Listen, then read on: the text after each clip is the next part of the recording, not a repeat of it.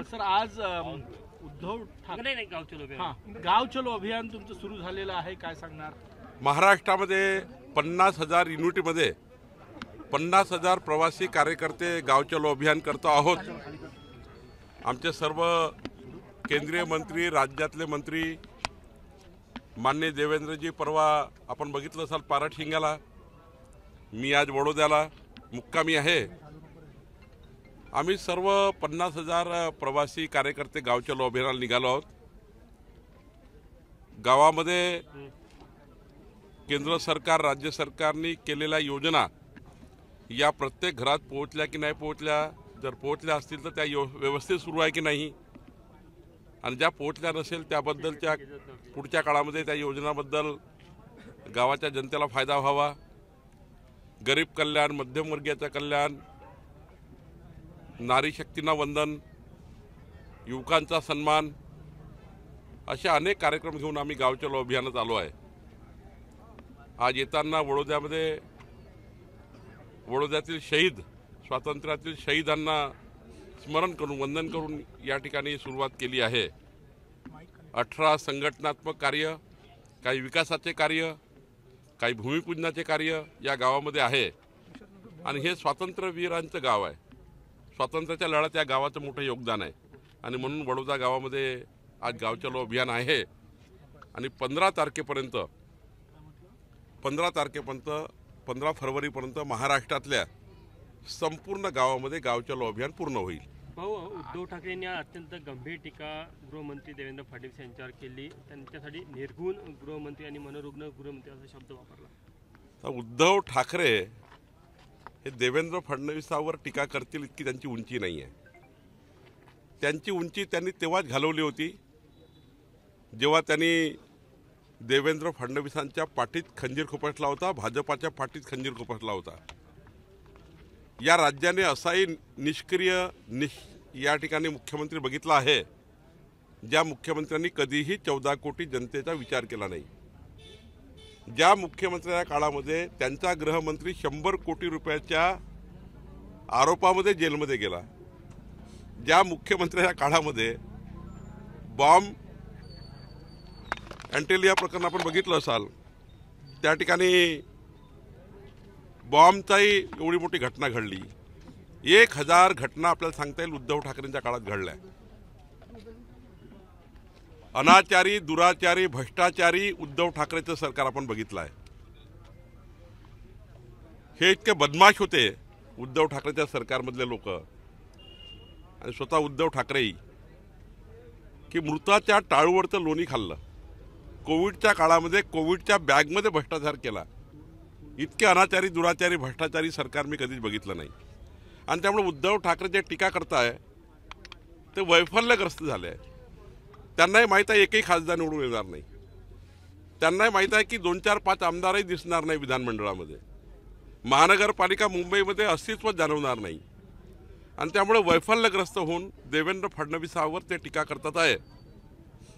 कुठं देवेंद्रजी, कुठं उद्धवजी, कशाला बरोबरी करायला निघाले आहेत? तुम्ही टाचणीवरही बरोबरी मोदीजींची आणि देवेंद्रजींची करू शकत नाही। त्यामुळे तुम्ही जरा जसा 2.5 वर्ष मुख्यमंत्री असताना आराम केला, आता तुम्हाला परमनंट आराम करण्याकरता महाराष्ट्राचे लोक सांगणार आहेत। न शोभणारे शब्द वापरले, म्हणजे लांडगा, मनोरुग्ण, हे एखाद्या राजकीय संस्कृतीमध्ये पण फारसे वापरले जात नाही महाराष्ट्रात, पक्ष कुठलाही असो। वैफल्यग्रस्त झाल्यामुळं असे शब्द वापरण्यात येतात ज्यांना काहीच दिसत नाही, अंधारात दिसतो सर्वीकडे। मेणबत्तीचा दिवा सुद्धा दिसत नाही की उद्या आपल्या पक्षाचा काय होईल। पक्ष गेला, लोक गेले, माणसं गेले, सारं सोडून चालले। म्हणून आणि जेव्हा ते दौऱ्यात फिरतात तेव्हा त्यांच्याकडे लोकच नसतात।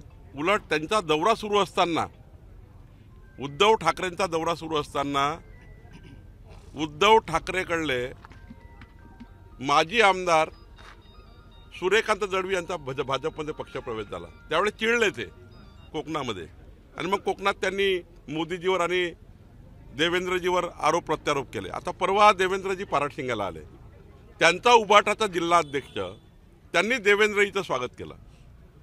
ती मिरची लागली त्यांना, आणि ती मिरची लागली त्याला उबाटाच्या अध्यक्षाला काढून टाकलं पक्षातून। जिकडे जिकडे हे जातात तिकडे तिकडे आपला त्या ठिकाणी पोभारा करून ठेवतात, आणि महाराष्ट्रात जिथे इथं उद्धव ठाकरे जातील तिथे इथे उद्धव ठाकरेकडले लोक भाजपमध्ये किंवा एकनाथ शिंदेकडे पक्षप्रवेश करतील अशी परिस्थिती आहे. एकडे काँग्रेस फुटते आहे, दुसरीकडे शरद पवार साहेबांना घरघर लागली आहे, तिसरीकडे उद्धव ठाकरे हे नाकाम झाले आहेत. आणि त्यामुळं ते टीका करणारच आहे, ती टीका अपेक्षित आहे. केली त्यांनी राष्ट्रपती राजवट लागू करावी आणि लगेच निवडणुका घ्याव्या. राज्यपालांची भेट खरी राष्ट्रपती राजवट तर त्याच काळात लागायला पाहिजे होती ज्या काळामध्ये कोविडमध्ये भ्रष्टाचार केला, कोविडच्या पॉलिथिनमध्ये पैसे खाल्ले, मृताच्या बॅगमध्ये पैसे खाल्ले, तेव्हाच राष्ट्रपती लागवड लागायला पाहिजे होती. पण ते आता मागतात आहे. तेव्हा जर प्रकरणं जर 2.5 वर्षाचे काढले तर तेव्हाच्या काळात खरी राष्ट्रपती राजवट लागायला पाहिजे होती. एकनाथजीच्या नेतृत्वामध्ये देवेंद्रजी आणि अजित पवारजी चांगलं काम करतात आहे. डबल इंजिन सरकार महाराष्ट्रात काम करत आहे आणि मोठे मोठे प्रोजेक्ट आता या महाराष्ट्रात मार्गी लागत आहे. त्यामुळं धास्तावलेल्या मानसिकतेमध्ये उद्धव ठाकरे बोलत आहेत. संतोष बांगर यांनी काल शाळेतल्या मुलांना म्हटलं की मला मतदान दिलं नाही तर 2 दिवस उपाशी राहा वगैरे. कसं बघता याच्याकडनं? नाही, कोणीही कुठल्याही राजकीय व्यक्तींनी टीका करताना किंवा बोलताना तारतम्य पाळलं पाहिजे. मला माहिती नाही संतोष बांगर काय बोलले, पण सर्वांनी संस्कृती पाळली पाहिजे. महाराष्ट्राची संस्कृती ही संतांची भूमी आहे, ही राष्ट्रसंतांची भूमी आहे. त्यामुळे या भूमीत योग्य पद्धतीनं शब्द वापरले नाही. त्यांनी टीका नाही, एक मिनिट, संतोष बांगर यांनी टीका केली नाही. शाळेतल्या मुलांना म्हटलं की जर मला मतदान केलं नाही तर तुमच्या वडिलांनी मला मतदान केलं नाही तर तुम्ही उपाशी राहावं 2 दिवस.